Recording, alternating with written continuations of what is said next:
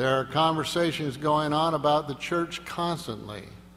Those conversations will continue whether or not we choose to participate in them. But we cannot stand on the sidelines while others, including our critics, attempt to define what the church teaches. While some conversations have audiences in the thousands or even millions, most are much, much smaller. But all conversations have an impact on those who participate in them. Perceptions of the church are established one conversation at a time. The challenge is that there are too many people participating in conversation about the church for our church personnel to converse with and respond to them individually. We cannot answer every question, satisfy every inquiry, and respond to every inaccuracy that exists. As I said at General Conference in October, we need to remember that there is a difference between interest and curiosity. Sometimes people just want to know what the church is.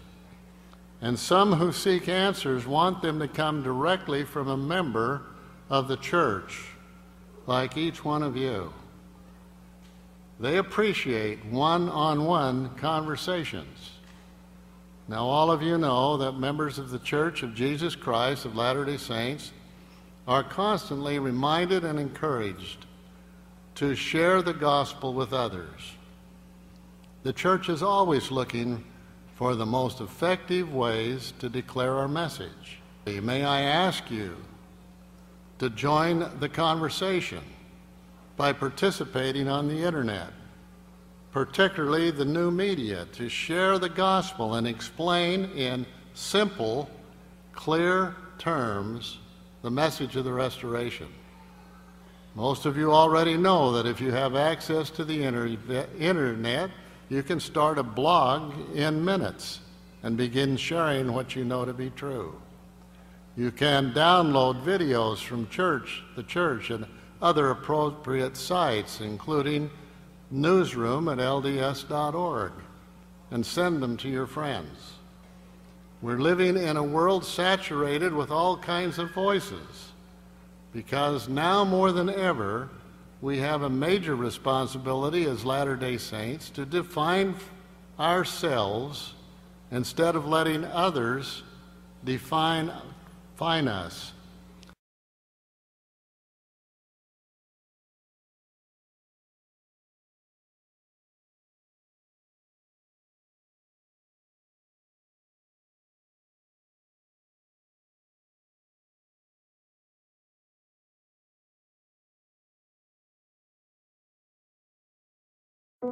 Today it snowed.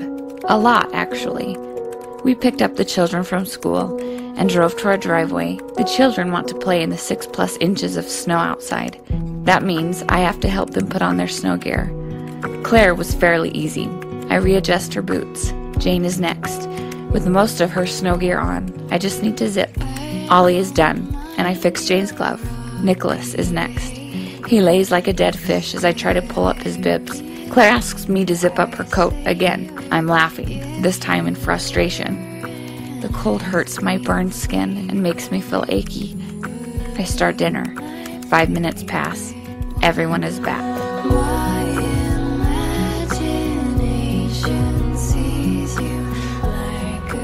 On August 16th, 2008, my husband and I were in an airplane crash.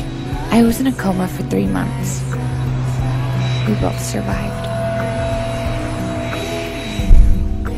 I am Stephanie Nielsen, and I am not my body. I loved you from the start, in every single way, and more each passing.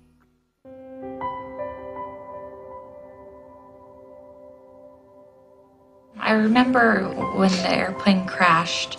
I remember rolling under a tree and looking up at the leaves and thinking, just having sort of a feeling that things would be okay, that it would be okay, and I didn't know the extent of my injuries.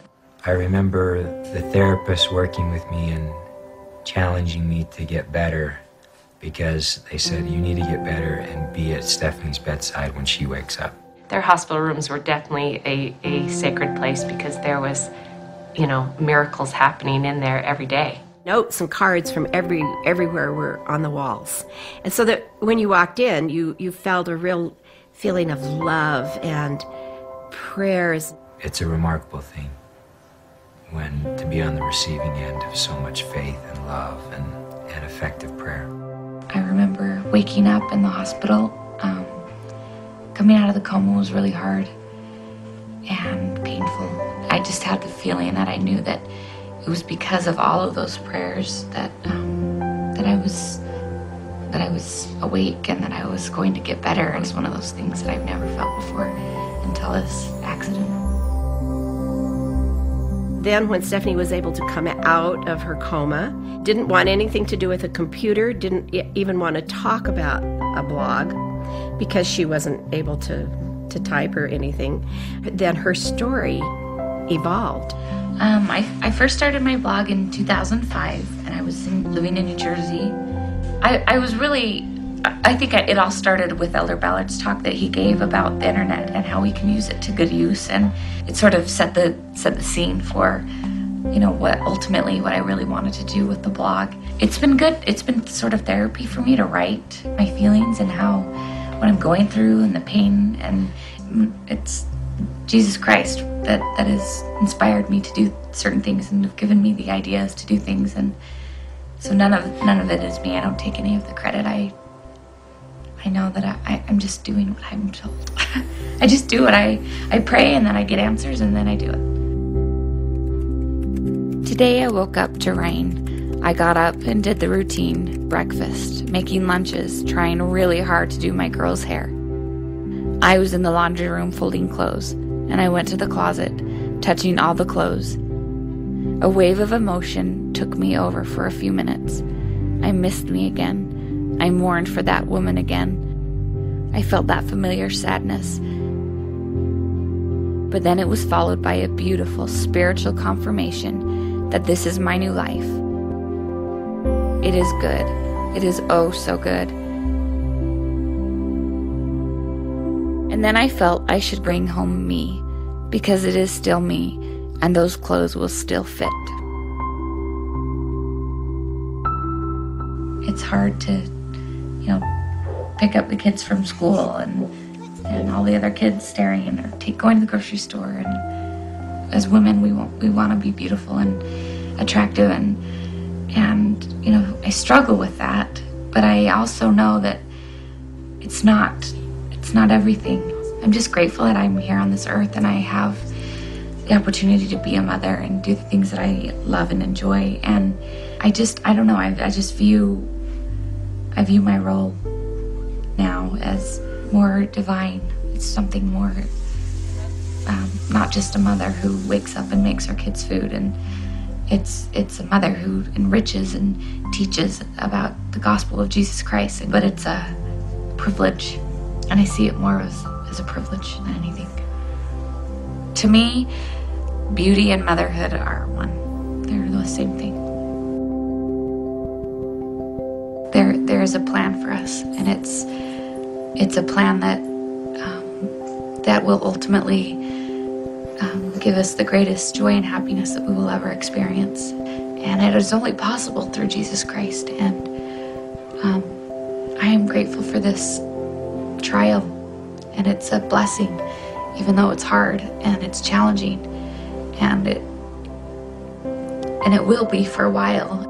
It's our spiritual nature, though, to turn to our God who gave us life and has given us this mortal experience, to turn to Him for either to thank Him for the happy times or to pray for His help in the hard times.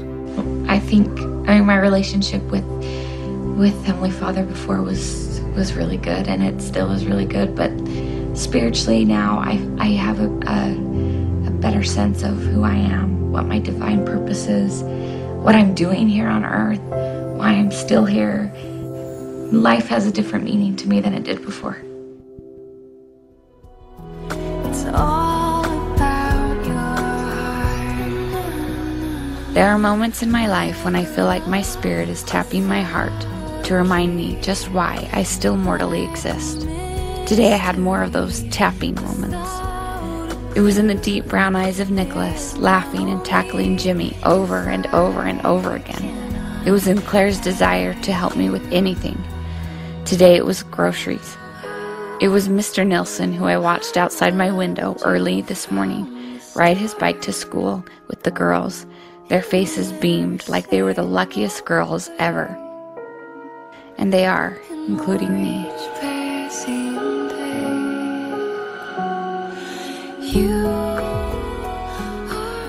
When suffering, we may in fact be nearer to God than we've ever been in our entire lives. That knowledge can turn every such situation into a would-be temple. Regarding our earthly journey, the Lord has promised, "I will go before your face. I will be on your right hand and on your left. My spirit shall be in your hearts, and mine angels round about you to bear you up." That is an everlasting declaration of God's love and care for us, including and perhaps especially in times of trouble.